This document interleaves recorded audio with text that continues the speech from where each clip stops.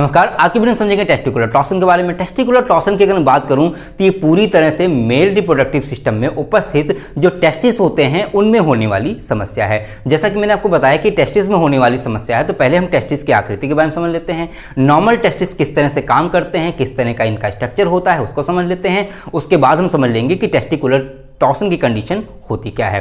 बात करेंगे टेस्टिस के बारे में, तो यहाँ पे आपको एक फिगर दिख रहा है, ये बेसिकली मेल रिप्रोडक्टिव सिस्टम का फिगर है। इसमें दो आकृतियां हैं जो बहुत ज़्यादा इंपॉर्टेंट, पहली आकृति ये और दूसरी आकृति ये।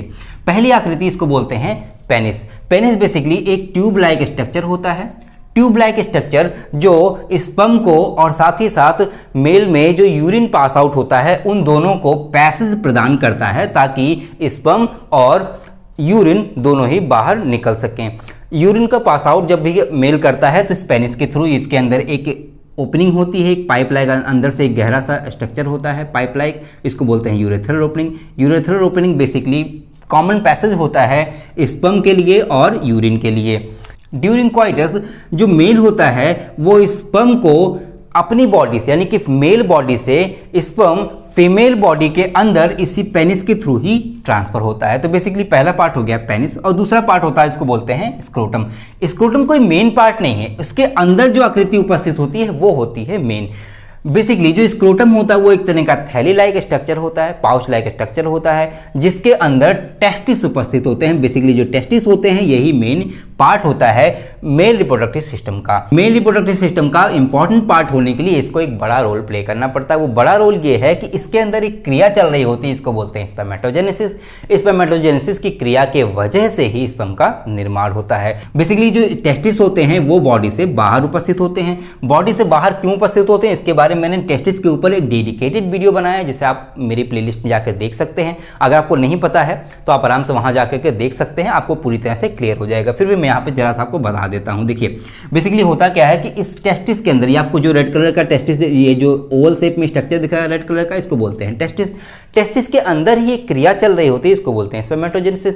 स्पर्मेटोजेनेसिस की क्रिया बॉडी टेम्परेचर से 2 डिग्री कम टेम्परेचर की डिमांड करती है ताकि स्पर्मेटोजेनेसिस की क्रिया ठीक ढंग से हो पाए। यानी कि बॉडी टेम्परेचर जो होता है वो होता है कितना, 37 डिग्री सेल्सियस, ठीक है। लेकिन जो स्पर्मेटोजेनेसिस की क्रिया है उसके लिए 35 डिग्री सेल्सियस टेम्परेचर की आवश्यकता होती है। अगर इससे ऊपर का टेम्परेचर हो गया यानी कि 37 डिग्री सेल्सियस हो गया तो स्पर्मेटोजेनेसिस की क्रिया ठीक ढंग से नहीं हो पाएगी और स्पर्म का निर्माण ठीक ढंग से नहीं हो पाएगा। यानी कि स्पर्म की जो काउंटिंग है वो कहीं ना कहीं इफेक्ट कर जाएगी मेल्स में। यही कारण होता है कि जो टेस्टिस होते हैं वो बॉडी से बाहर होते हैं ताकि अपने टेम्परेचर को 37 से घटा करके 35 पे रेगुलेट कर सकें।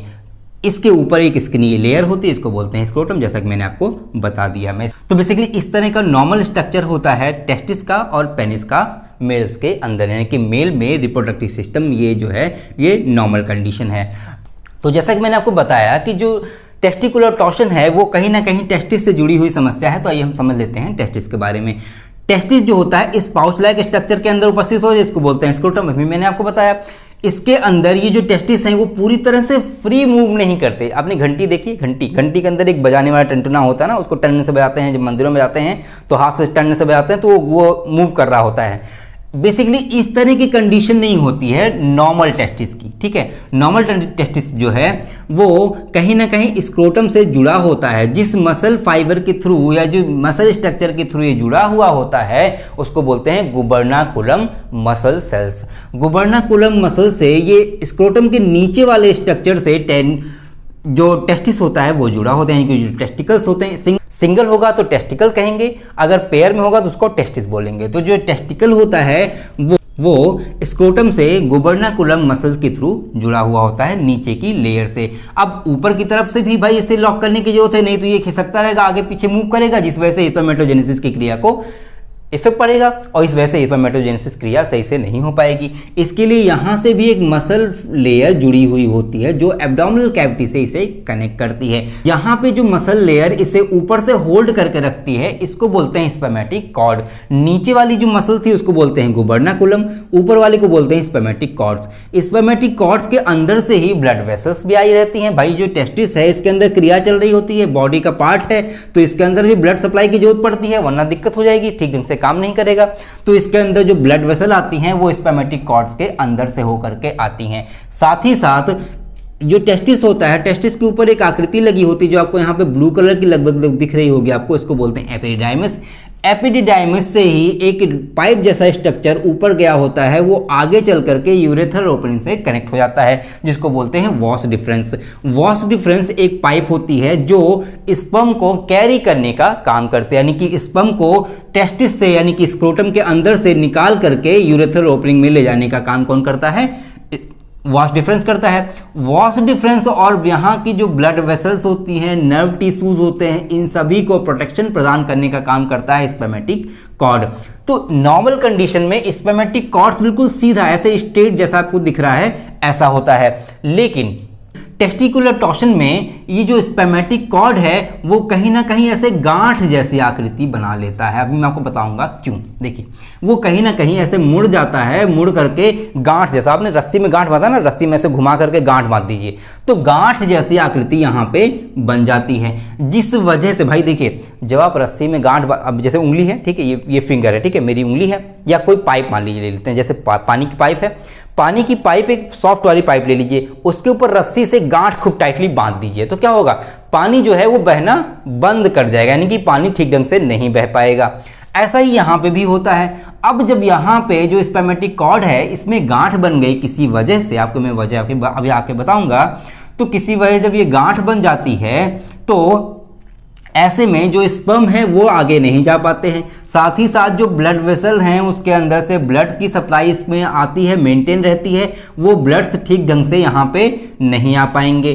तो बेसिकली टेस्टिकुलर टॉर्शन में ये जो स्पर्मेटिक कॉर्ड है उसके अंदर गांठ बन जाती है। यूं कह सकते हैं कि स्पर्मेटिक कॉर्ड अगर नॉर्मल ना रहकर, सीधी स्ट्रेट ना रह करके इसके अंदर गांठ बन जाती है तो इसी कंडीशन को बोलते हैं टेस्टिकुलर टॉर्सन। अब हम समझते हैं कि टेस्टिकुलर टॉर्सन की वजह से क्या क्या दिक्कतें आती हैं। देखिए, जैसा कि मैंने आपको बताया कि इसी के अंदर से नर्व टिश्यूज आए रहते हैं, इसी के अंदर से ब्लड वेसल्स आए रहते हैं, इसी के अंदर से वॉस डिफरेंस भी गया रहता है जो यूरेथ्रल ओपनिंग से कनेक्ट होता है। अब चूंकि जब यहाँ पे गांठ बन जाएगी तो इस वजह से यहाँ से ब्लड सप्लाई मेंटेन नहीं हो पाएगी टेस्टिस के लिए, यानी कि टेस्टिकल्स के लिए।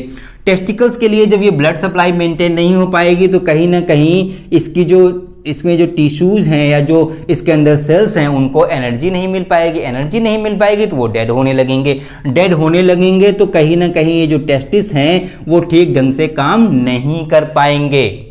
ठीक ढंग से काम नहीं कर पाएंगे तो स्पर्म का निर्माण ठीक ढंग से नहीं हो पाएगा, इसलिए स्पर्म की काउंटिंग पे भी इफेक्ट पड़ेगा। साथ ही साथ जब यहाँ पे गांठ बन जाएगी तो यहीं से वॉश डिफरेंस गया हुआ है जो एक तरह की पाइप जैसा स्ट्रक्चर है जो स्पर्म को आगे ले जाता है। तो जब यहाँ पे गांठ बन जाएगी तो ये भी कहीं ना कहीं वॉश डिफरेंस जो है वो ब्लॉक कर जाएगा।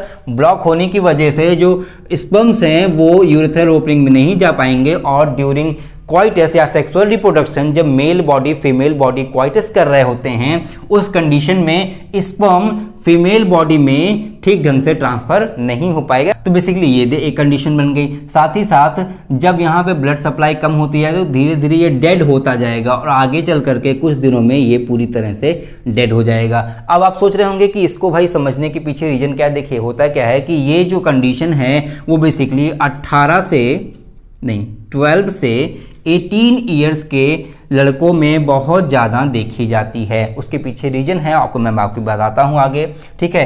तो इसलिए हमारे लिए बहुत ज़्यादा इंपॉर्टेंट हो जाती है। अगर मैं बात करूँ परसेंटेज के बारे में कि पुरुषों में कितने प्रतिशत चांसेस होते हैं इसके होने के, तो लगभग 12% की चांसेस होते हैं पुरुषों में इस कंडीशन के होने के, जो पता नहीं चल पाता है। और साथ ही साथ ये जो टेस्टिकुलर टॉर्शन है ये कंडीशन न्यू बॉर्न बेबी में भी हो जाती है। न्यू बॉर्न बेबीज जो होते हैं उनके अंदर भी ये कंडीशन, यानी कि जन्म के दौरान भी ये कंडीशन कहीं ना कहीं बन सकती है। अब आप सोच रहे होंगे भाई इसके कारण क्या हो सकते हैं, ये कैसे भाई ऐसे हो कैसे जाता है। जब बच्चा पेट के अंदर होता है उस कंडीशन में भी कभी ना कभी ये टेस्टिकल्स ऊपर नीचे होते हैं, जिस वजह से यहाँ पे जो स्पर्मेटिक कॉर्ड है यहाँ पे गांठ बन सकती है, ठीक है। वो वक्त के साथ धीरे धीरे वो सही भी हो सकती है, ऐसा कोई दिक्कत नहीं है। उसका ट्रीटमेंट भी आराम से हो सकता है जो न्यू बॉर्न बेबीज हैं, ठीक है। लेकिन जब बच्चा 12 से 18 साल के बीच में होता है तो ऐसे दौरान लड़के बहुत ज़्यादा एक्टिविटीज़ में इन्वॉल्व होते हैं, उनका खेलने कूदने का समय होता है, बहुत सारी एक्टिविटीज़ करते हैं। फिजिकल एक्टिविटीज़ के दौरान किसी वजह से अगर स्क्रोटम पे चोट लग जाए, स्क्रोटम पे मान लीजिए साइकिलिंग कर रहे हैं, साइकिलिंग के दौरान चोट लग गई, बैट बॉल खेल रहे हैं, फुटबॉल खेल रहे हैं, ऐसी कंडीशन में मान लीजिए यहाँ पे चोट लग गई, चोट लगने की वजह से यहाँ की जो ये मसल फाइबर है, जो मसल टिश्यू है, ये ब्रेक हो गया, जो गुबर्नाकुलर मसल्स हैं ये टूट गई। अब ये टूट गई तो क्या होगा, ये जो टेस्टिकल्स हैं या जो टेस्टिस हैं ये क्या होंगे, ये फ्री मूव करने लगेंगे। फ्री मूव करने लगेंगे तो ये ऊपर भी जाएंगे, नीचे भी आएंगे। ऊपर नीचे जाने की वजह से यहाँ पे गांठ बनने की चांसेस बढ़ जाती हैं। दूसरी कंडीशन ये बनती है, आजकल का जो फैशन हो गया एक्सरसाइज करने का, मतलब बॉडी बनाने का, बॉडी बिल्डअप करने का, तो ये भी एक कहीं ना कहीं बहुत बड़ा कारण बन जाता है जिस वजह से ये कंडीशन बन सकती है। होता क्या है कि जब आप बहुत ज़्यादा हैवी एक्सरसाइज करते हैं, मतलब आप अपने पैरों को बहुत ज़्यादा स्ट्रॉन्ग करने के लिए बहुत हैवी एक्सरसाइज कर रहे हैं, ऐसे में यहाँ पे बहुत ज़्यादा फोर्स पड़ता है, बहुत ज़्यादा स्ट्रेस पड़ता है, खिंचाव तनाव बहुत ज़्यादा पड़ता है। तनाव के वजह से भी ये कहीं ना कहीं मसल ब्रेक हो गई, या ऊपर की जो मसल हैं ठीक ढंग से काम नहीं की, या हो सकता है कि ये जो टेस्टिकल्स हैं ये किसी वजह से ऊपर की तरफ मूव कर गए, मूव करने की वजह से यहाँ पे गांठ बन सकती है। अच्छा, इस वजह से अब चूंकि यहाँ पे जब गांठ बन जाएगी तो इस वजह से ब्लड सप्लाई मेंटेन नहीं हो पाएगी, और साथ ही साथ यहाँ से जो वॉश डिफरेंस है वो ठीक ढंग से काम नहीं कर पाएगा। तो बेसिकली इसी को बोलते हैं टेस्टिकुलर टॉर्शन। अब आप सोच रहे होंगे इसके बचाव क्या क्या हो सकते हैं, या हमें कैसे पता चलेगा कि हमें टेस्टिकुलर टॉर्शन की कंडीशन ऐसी हमारे अंदर हो गई है। तो अगर हम बात करें इसकी कंडीशन के बारे में, या हम कैसे पता कर पाएं कि टेस्टिकुलर टॉर्शन की कंडीशन हो गई है, तो ऐसे में देखिए, या तो ये जो स्क्रोटम है वो स्वेलअप कर जाएगा, ठीक है, ऐसी कंडीशन में जो स्क्रोटम है वो स्वेलअप कर जाएगा। साथ ही साथ जो ये टेस्टिकल जो ये स्पर्मेटिक कॉर्ड है वो कहीं ना कहीं इस हिस्से में आपको बहुत ज़्यादा पेन फील होगा, बहुत ज़्यादा दर्द होगा। मेल में बुखार आने की भी कंडीशन बन सकती है, स्क्रोटम के रेड हो जाने की कंडीशन बनती है, और साथ ही साथ ये जो टेस्टिस होते हैं वो हार्ड हो जाते हैं। हार्ड भाई इसलिए हो जाएंगे क्योंकि यहाँ पे ब्लड सप्लाई मेंटेन हो ही नहीं पाएगी।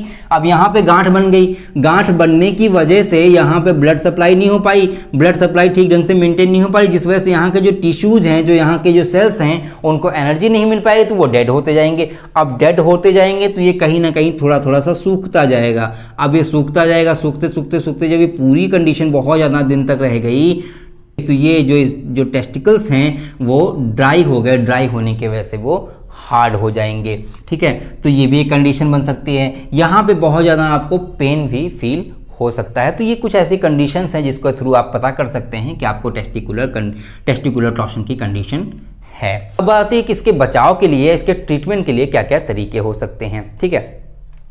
अगर बात करें इसके बचाव के लिए, तो जब आपको ऐसी कंडीशन मान लो आपको फील हो रहा है, अच्छा हाँ, एक और कंडीशन मैंने नहीं बताई, इसके अंदर जब ऐसा कुछ हो जाता है तो जो स्पर्म्स होते हैं, यानी कि जो सीमन होता है जिसके अंदर भाई एक वाइट लिक्विडी सब्सटेंस होता है जो जिसको बोलते हैं सीमन, इजैकुलेशन के दौरान इस पेनिस से जो कुछ गाढ़ा सा पदार्थ निकलता है सफ़ेद रंग का, उसको बोलते हैं सीमन, उसी के अंदर स्पर्म उपस्थित होते हैं। तो अगर टेस्टिकुलर टॉर्शन की कंडीशन बन जाती है तो जो सीमन होता है उसमें ब्लड आने लगता है, उसमें ब्लीडिंग होने लगती है।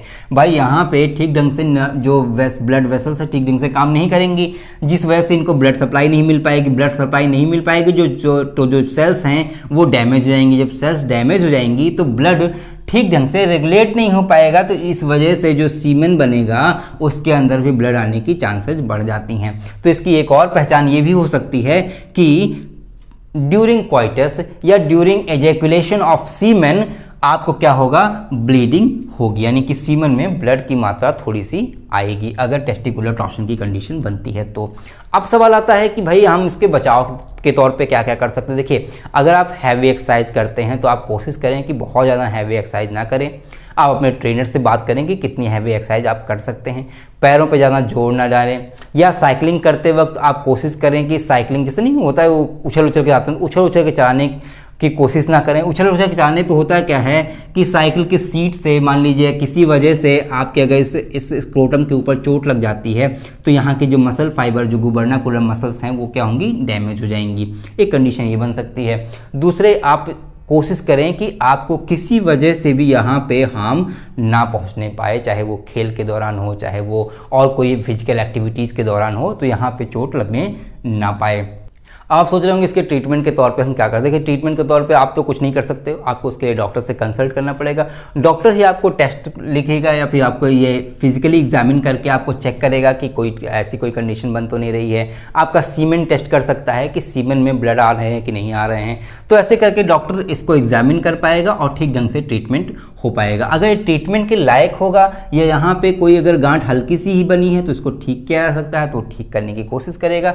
नहीं तो अगर ये पूरी तरह से टेस्टिकल्स खराब हो गए हैं तो इसको कट करके निकालना पड़ेगा, यानी कि सर्जरी के थ्रू इसको बाहर निकालना पड़ सकता है। मतलब कि अगर ये कंडीशन ऐसी बन जाती है कि बहुत दिनों तक आपके अंदर टेस्टिकुलर टॉर्सन की कंडीशन बनी हुई है तो इस वजह से टेस्टिस डेड हो जाएंगे। तो टेस्टिस जब डेड हो जाएंगे तो इनको बाहर निकालने का ही ये कंडीशन बनता है। तो आई होप आपको समझ में आ गया होगा टेस्टिकुलर टॉर्सन के बारे में। अगर आपको समझ आया हो, आपको अच्छा लगा हो तो प्लीज़ वीडियो को लाइक करें, लोगों को शेयर करें ताकि जानकारी और लोगों तक स्प्रेड हो सके और लोगों तक पहुंच सके। और अगर आप चैनल पर नए हैं तो प्लीज़ चैनल को सब्सक्राइब कर लें। मिलते हैं अगली वीडियो में, तब तक के लिए जय हिंद, थैंक यू।